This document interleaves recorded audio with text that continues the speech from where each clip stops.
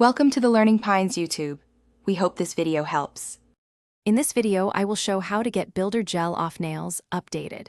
Soak clean cotton in acetone, wrap nails in foil, and wait 10 to 15 minutes.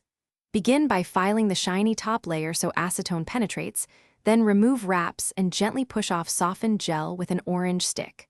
Work one hand at a time and reapply acetone if needed for stubborn spots. Finish with cuticle oil and a gentle buff. This short tools list keeps the process smooth and safe.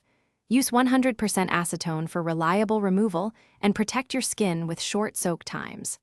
A coarse file helps reduce length and a gentle buffer smooths the nail plate afterward.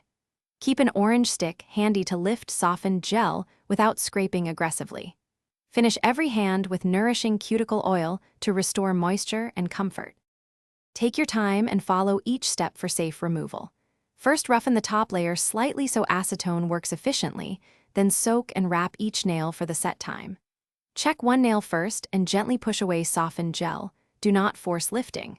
Rewrap and repeat only if needed, then cleanse and rehydrate nails and surrounding skin. Rest and avoid harsh treatments for a few days after removal.